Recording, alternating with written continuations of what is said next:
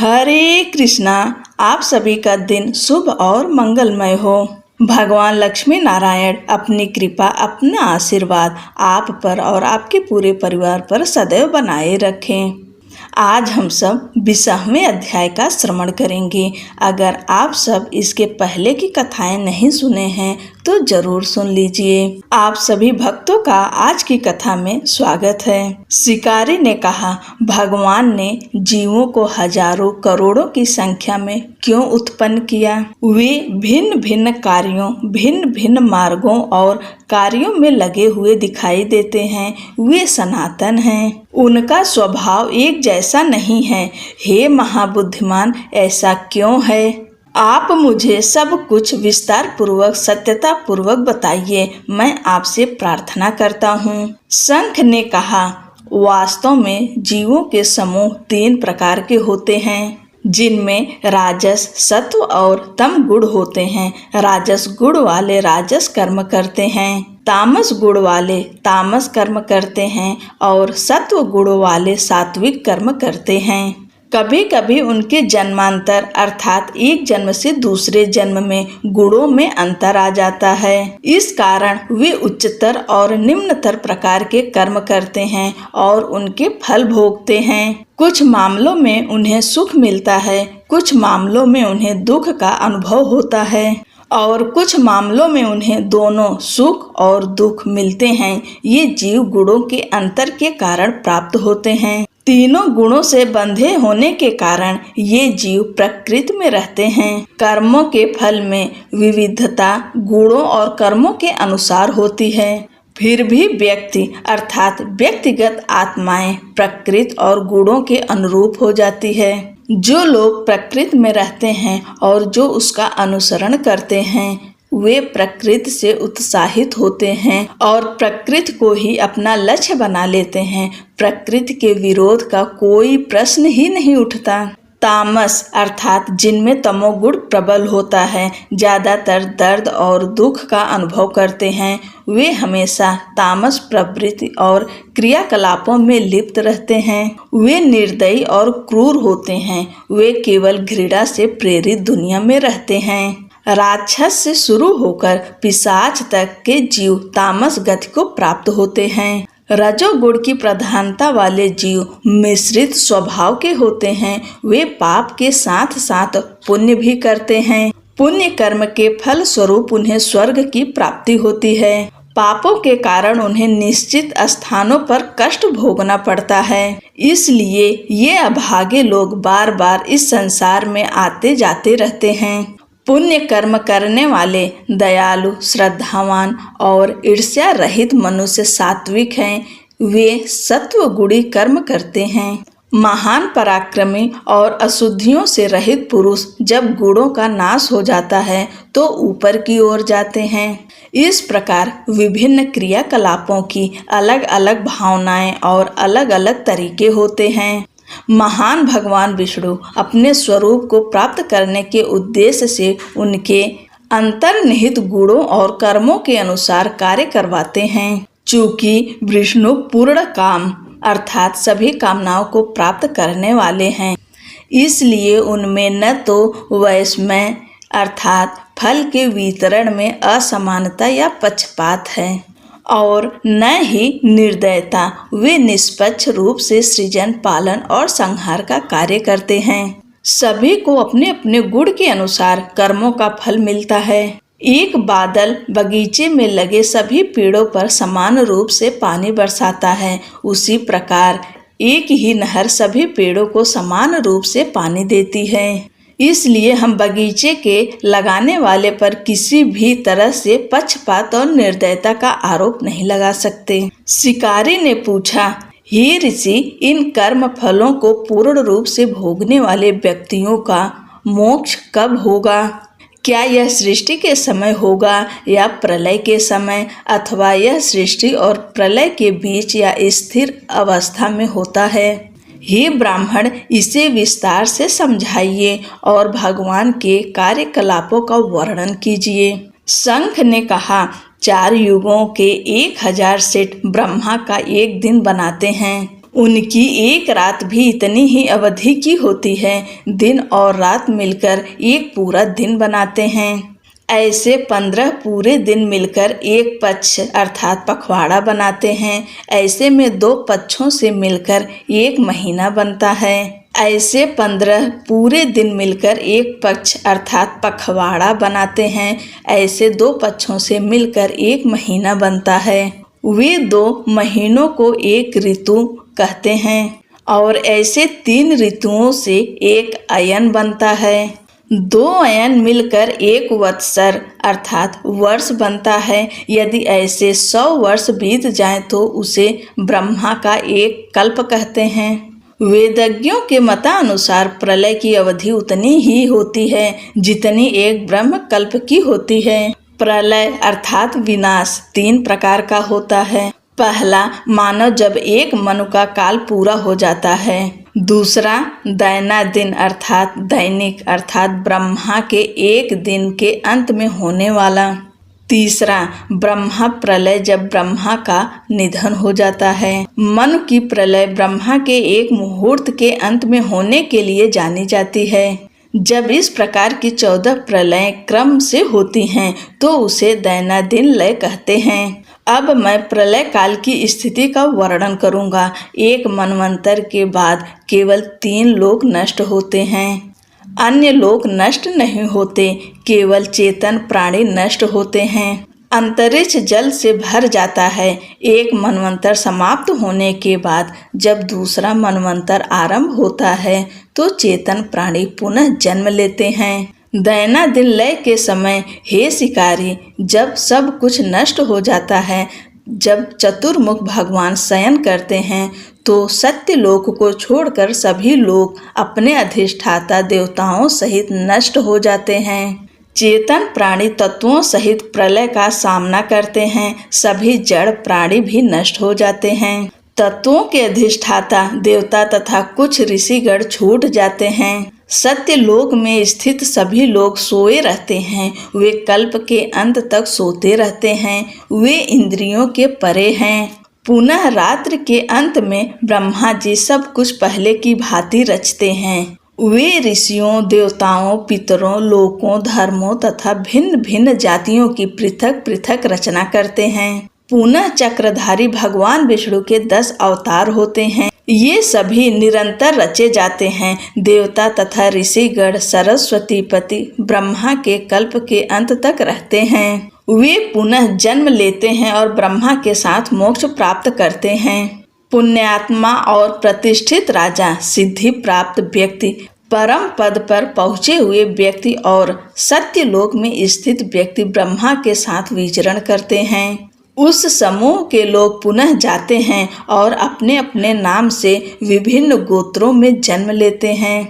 वे श्रुतियों का पालन करते हैं। वे सदैव अपने अपने कार्यों में लगे रहते हैं। सभी दैत्यों के संबंध में उनका मोक्ष तब होता है जब कलयुग समाप्त हो जाता है।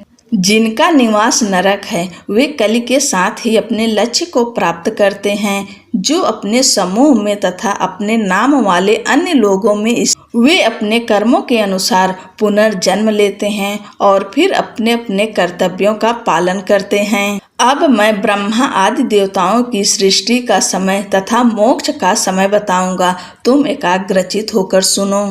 देवों के स्वामी की एक पलक ब्रह्मा के एक कल्प के बराबर मानी जाती है। उसके अंत में देवों के शिखर रत्न भगवान की आंखें खुलती है। पलक झपकने के अंत में उन्हें अपने पेट में मौजूद दुनियाओं की रचना करने की इच्छा होगी। फिर वे अपने पेट के भीतर मौजूद सभी जीवों के समूह पर नजर डालते हैं।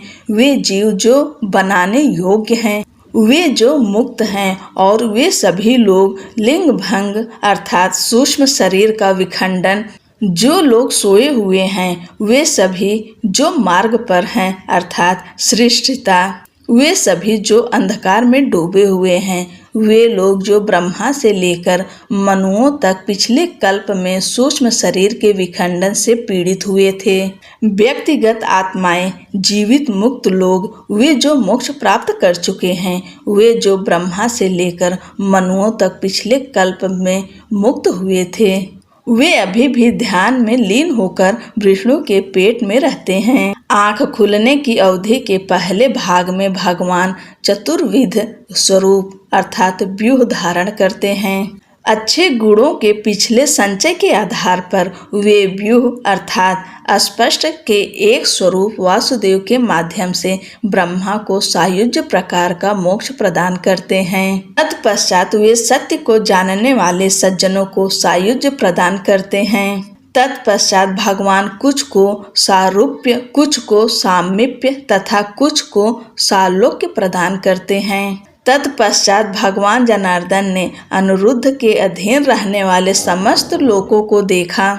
उन्हें प्रद्युम्न को सौंपकर वे सृष्टि की ओर प्रवृत्त हुए। उत्तम गुणों से युक्त चतुर्विध रूपों के द्वारा स्वयं हन ने वासुदेव से प्रारंभ करके क्रमशः माया, जया, कृति तथा शांति से विवाह किया। उनके सहयोग से चतुर्विध स्वरूप वाले भगवान ने विविध कर्मों तथा स्वभावों वाले जगत की रचना की। यद्यपि वे स्वयं पूर्ण काम अर्थात सभी कामनाओं को पूर्ण करने वाले हैं, उन्मेष अर्थात आंखें खोलना के अंत में विष्णु ने एक बार फिर योग माया का सहारा लिया।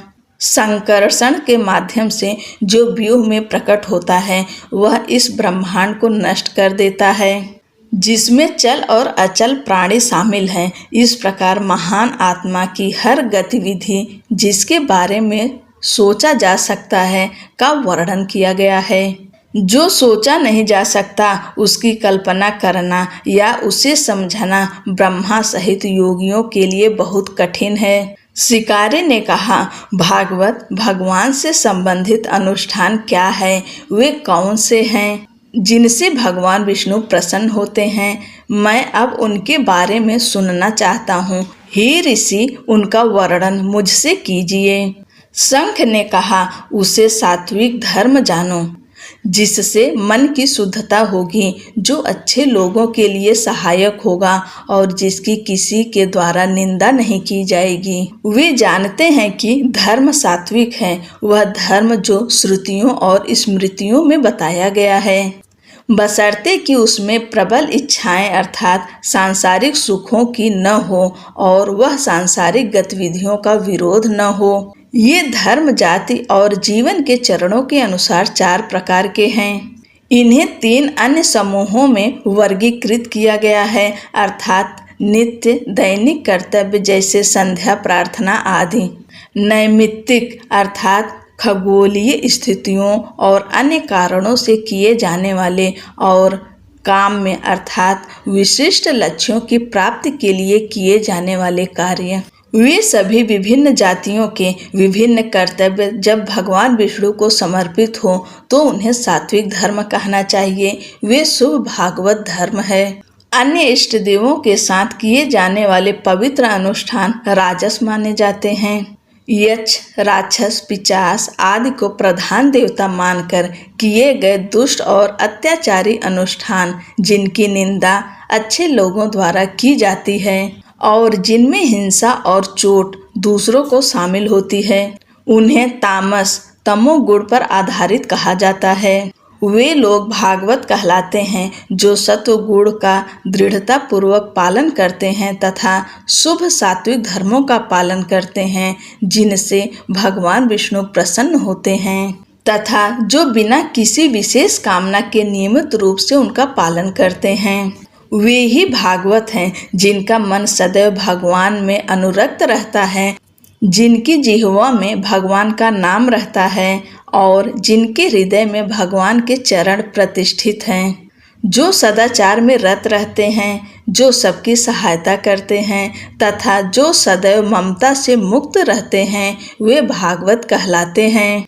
जो लोग शास्त्रों, अपने गुरु, पवित्र और माननीय पुरुषों और अच्छे कार्यों में पूर्ण विश्वास रखते हैं तथा जो सदैव भगवान विष्णु के प्रति समर्पित रहते हैं वे भागवत कहलाते हैं। भागवतों द्वारा प्रतिष्ठित धर्म जो भगवान विष्णु को सदैव प्रिय है तथा जो श्रुति और स्मृति में वर्णित है वे सनातन माने जाते हैं। जिन मनुष्यों का मन विषय भोगों में आसक्त रहता है उनके लिए संपूर्ण देशों में भ्रमण करना, संपूर्ण धार्मिक अनुष्ठानों को देखना और संपूर्ण धर्मों को सुनना उसी प्रकार कोई लाभ नहीं देता जैसे उत्तम युवती का नपुंसक के लिए।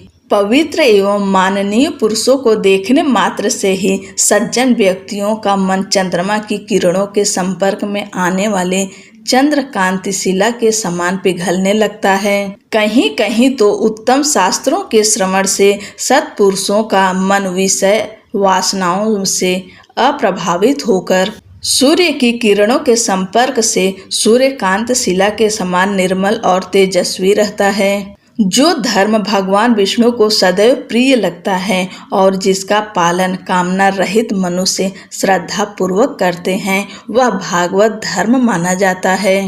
उनके द्वारा किए गए अनेक पवित्र अनुष्ठान इस लोक और परलोक में लाभ पहुंचाते हैं। वे भगवान विष्णु को प्रसन्न करते हैं। वे सूक्ष्म हैं और सभी दुखों से मुक्ति दिलाने वाले हैं। जिस प्रकार दही से सारभूत मक्खन निकाला जाता है उसी प्रकार क्षीर सागर में स्थित भगवान ने वैशाख माह के धर्म को निकालकर सबके कल्याण की इच्छा से राम को सुनाया।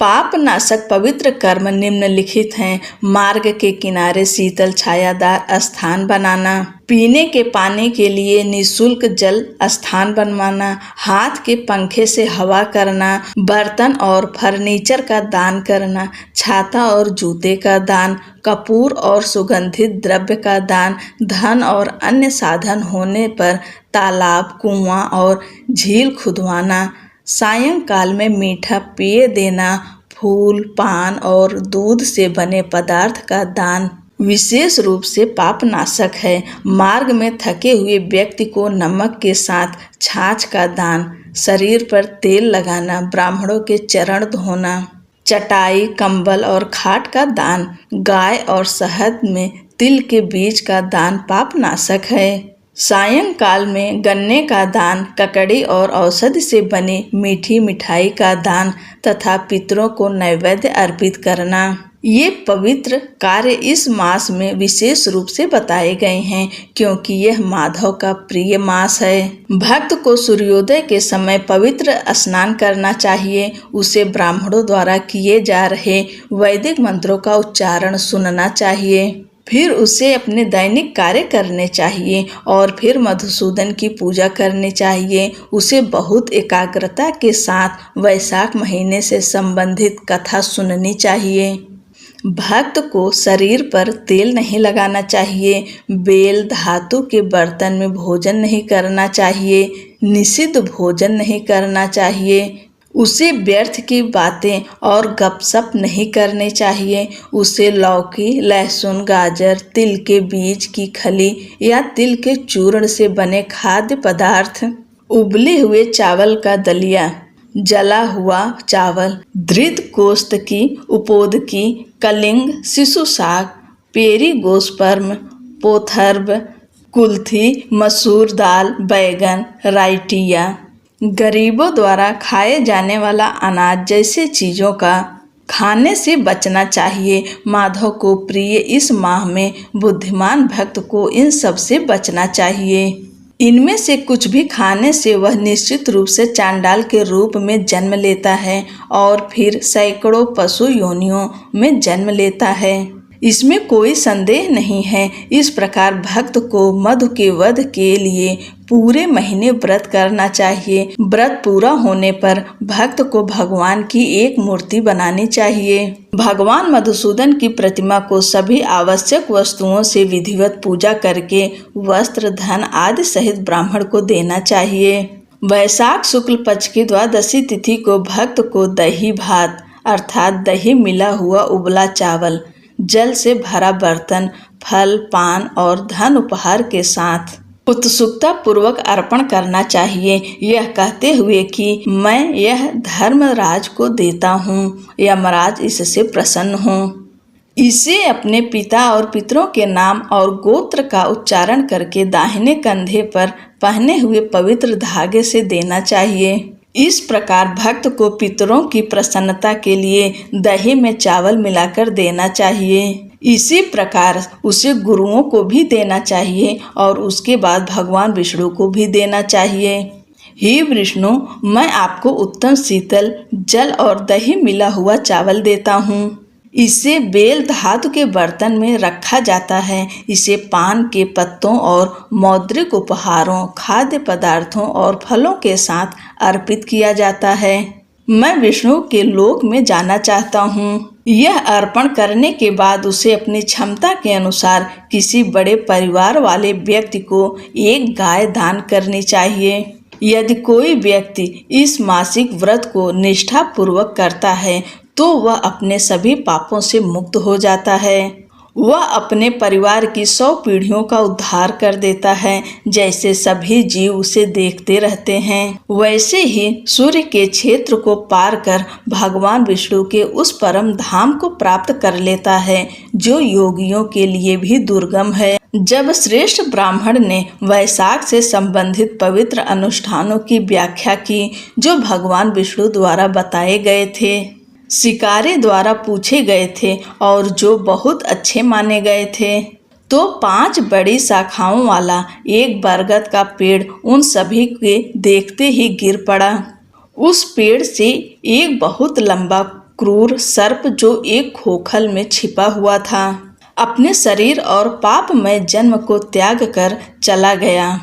वह वहीं खड़ा रहा, श्रद्धा पूर्वक हथेलियां जोड़े और सिर झुकाए। दोस्तों, आज की कथा यहीं पर समाप्त होती है। अगली कथा अगले के वीडियो में हम सुनाएंगे। तब तक के लिए जय श्री कृष्णा, राधे राधे।